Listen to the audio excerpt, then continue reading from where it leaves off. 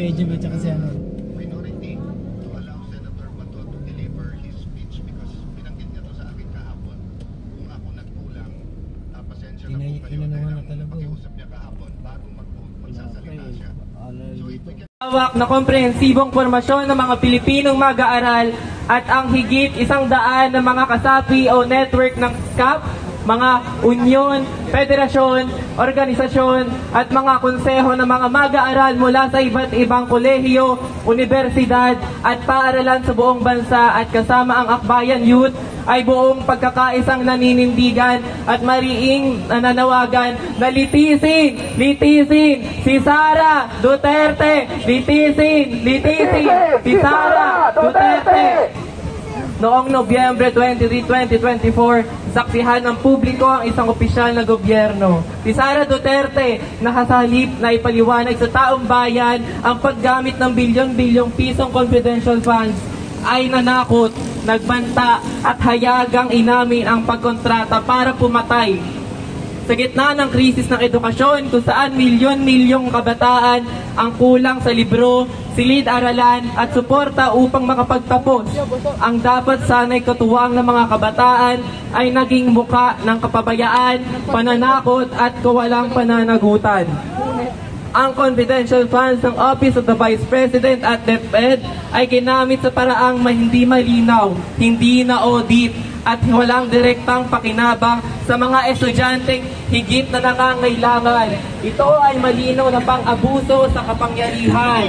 Ngunit sa halip na manindigan para sa ustisya, tila pinapatunaw, pinapabagal at pinagpapasapasahan ng Kongreso at Senado ang impeachment complaint na hinihain laban sa kanya. Pero sa kabila ng mga batayan, ilang buwan na ang lumipas. Wala pa ring aksyon ang Senado. Senate President Cheese Escudero, ano na? Dati kayo tumindig laban sa katirulian, kayo pa ang umaharang sa pag-usad ng impeachment trial. Ang impeachment ay hindi larong pampolitika. Ito ay tungkulin para panagutin ang mga opisyal na lumalaban sa tiwala ng bayan.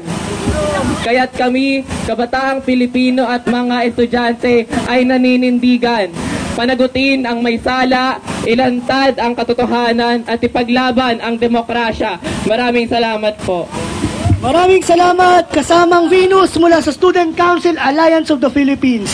Tama ang kanyang sinabi, nandito tayo ngayon kasi naninindigan tayo para ipatupad ang konstitusyon, ipatupad ang demokrasya at pakinggan ang boses ng taong bayan, ng kabataan, ng kababaihan, ng mga estudyante at iba't ibang sektor ng mamamayang Pilipino.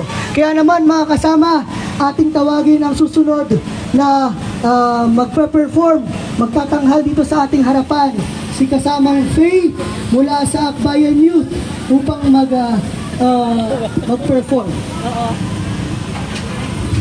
Pasensya na. Hello, magandang hapon sa lahat. Ako po si Faye, isang miyembro po ng Akbayan Youth at August 21 Movement. Ito pong kanta na to, alam ko po familiar po kayong lahat, pero may mga lyrics po akong binago kasi syempre kailangan natin manawagan sa mga senador na hindi tayo pwede maging tamad. Tama ba? Kasi nagbabayad tayo ng buwis, kaya hindi sila pwede maging again. Okay, ito na. Sige po. Next na to, sa koro sa bayan nyo.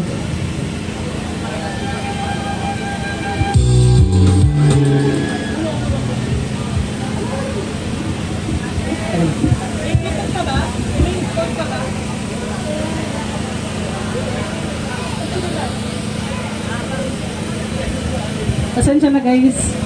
Pero, anong pa naman?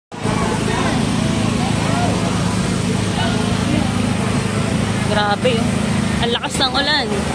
Pero nandito pa rin yung mga kababayan natin na nananawagan na simulan na nga itong impeachment trial ni Vice President Sara Duterte. Kani-kanina lang po binalita na gusto nga, no, may privilege speech si Senator Bato de la Rosa para po i-dismiss ang impeachment trial ni VP Sara Duterte. Halata mo talagang may tinatago or may pinagtatakpan, no? Kasi 'di ba sabi nga gusto na ni VP Sara simulan. Bloodbath nga daw ang impeachment trial. Pero, itong mga kasama niya, pilit na gustong pigilan. Diba? Ayan, oh. Kanina pa sila dito, Umulan umaraw nandito. Klaro ang sinasabi ng konstitusyon. Ang sabi ng konstitusyon, ang impeachment trial ay obligasyon. Hindi po dapat tinatakasan. Kasi pag tinatakasan nila, ibig sabihin, hindi nila ginagawa ang trabaho nila at hindi nila nirespeto ang taong bayan. Sino po ang taong bayan? Kasi sabi ni Bato, sino ba yung taong bayan na yan? Tinanong ni Senator Bato, nasaan po ang taong bayan? At ano po ang sigaw ng taong bayan? Diba? Sara Duterte! Linisin! Linisin! Sara Duterte! Linisin! Linisin! At syempre, konstitusyon ipatupad! Impeachment trial now! Now! Konstitusyon ipatupad! Impeachment trial now! Now! At ang special message natin sa ating Senator, ang Senate President, Cheese Escudero ay, Cheese Escudero! Gagawin ang baso! Cheese Escudero! Gagawin ang baso! Alam niyo, yung mga senador natin, may mga naririnig tayo. Ang sabi nila, mamaya baka magbotohan.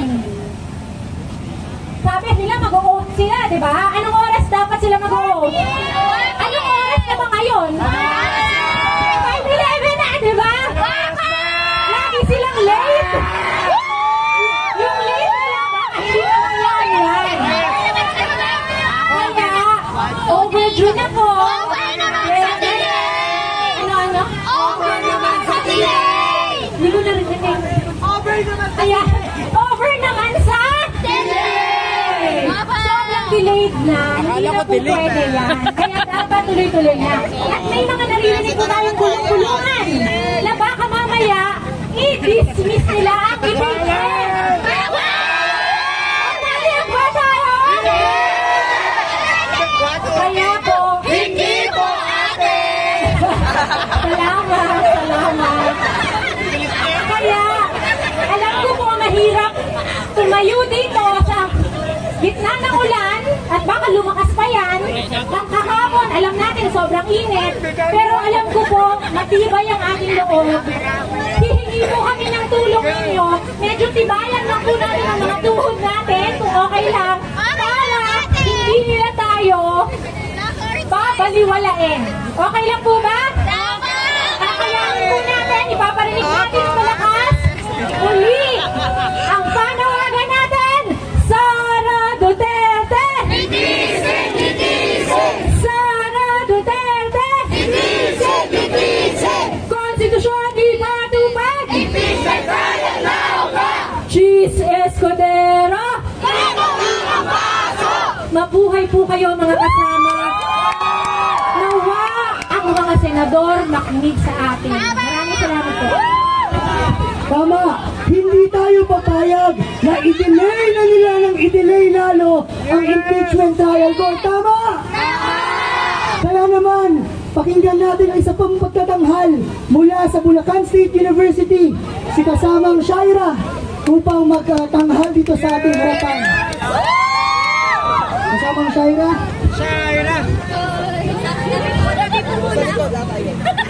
Ayun. Litisin! Litisin! Si Sara Duterte! Si Sara Duterte! Linisin! Linisin! Muli, isang pagpupunyagi mula sa Bulacan State University, si kasamang Shaira. Isang mapagpalang araw po sa ating lahat kahit na umuulan. Masaya po ako kasama ko po kayo ngayon na pinaglalaban po ang karapatan natin.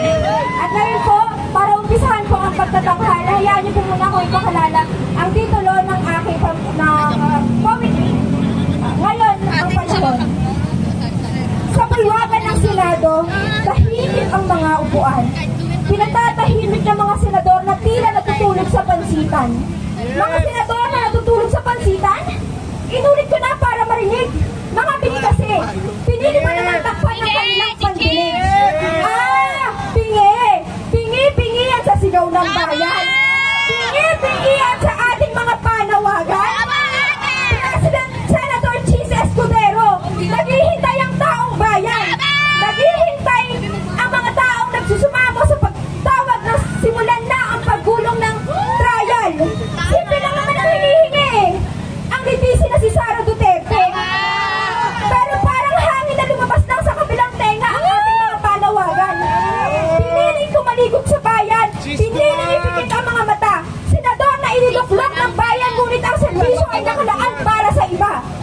impeachment court? Hindi pa panahon.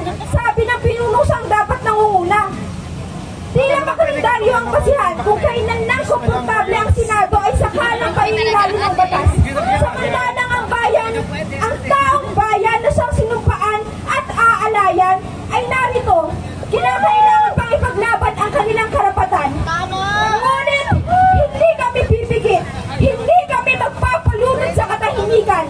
Sa bawat pagkimit-balikat ng Senado, sa bawat pagbaliwalaan ni Chis Escudero, sa bawat lihim ng palasyo, ang sigaw naming mga Pilipino. Tama na! Sapat na! Ngayon ang panahon, panagutin ang dapat panagutin, tanggalin ang dapat tanggalin, umpisahan na natin ang trial impeachment na matagal na natin hinihingi. Impeachment trial now. Maraming salamat. Litisin! Litisin! Konstitusyon, ipatupad! Maraming salamat sa iyong tula ng paninindigan. Ramdam na ramdam natin ang alab ng pagtindig ng mga estudyante, mga scholar ng bayan, mga kabataan, at iba't ibang sektor, mga kababaihan, senior citizens. Ang taong bayan ay nagkakaisa at ang panawagan, konstitusyon, ipatupad! Impeachment trial now! Impeachment trial now na! Konstitusyon, ipatupad! Kaya naman pakinggan natin ang susunod na mensahe mula sa Akbayan Youth. Walang iba kundi si kasamang si Kai Achua upang magbigay ng paninindigan mula sa Akbayan Youth at sa Hari ng Kabataan at mga lider ng estudyante. Isang mapagpalang araw mga kasama mula sa Akbayan Youth. Ako po si Shikai Elohim si Chua. Naninindigan na gawin na natin ang impeachment trial, no? Sa harap ng malinaw na pang-aabuso sa kapangyarihan. Ano ba ang hinihintay nila? Sa gitna ng krisis sa edukasyon, sa kabila ng kakulangan sa silid-aralan, guro, pasilidad, at isasot na sa mental health ng mga estudyante. Maniliyan si Sara Duterte na ginastos ang 125 billion sa loob lamang ng 11 days. At hanggang ngayon, walang malinaw na paliwanag. Ito ba ang uri ng pamumuno na dapat ipagpatuloy? Hindi! Ito ba ang liberatong dapat ipagtanggol? Hindi! Kaya't ngayon, mariin namin sinasabi na tama na ang delay. Convene the impeachment court now. Hindi sapat ang investigasyon lang. Ang kailangan natin ay aksyon. Ang kailangan natin ay pananagutan. Hindi kami papayag na ang batas ay baluktutin para protektahan ang may pangalan, ang may koneksyon o ang may kapangyarihan. Walang sino man ang dapat mas mataas sa ligang batas. Panahon na para ang Senado ang Senado ay gampanan ng kanyang tungkulin.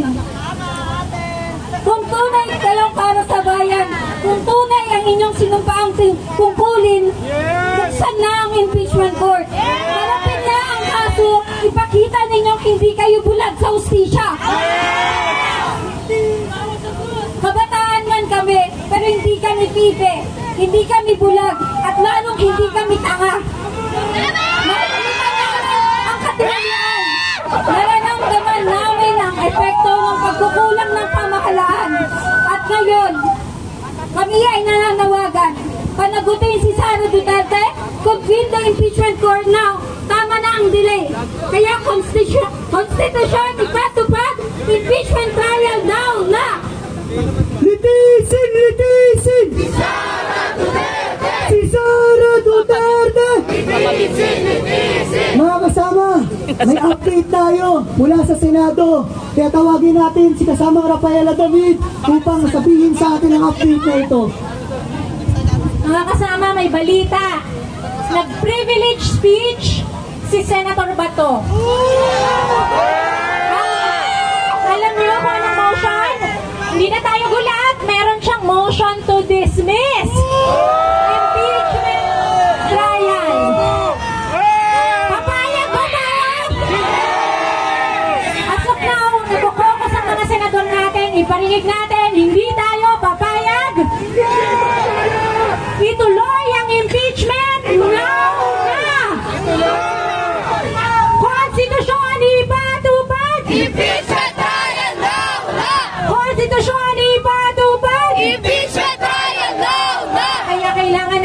galingan pa mga kasama, umuulan pero kailangan marinig. Hindi tayo magpapatinan. Nawala yung host. Tama, ate! Tama, ate! Maraming salamat. Happy pa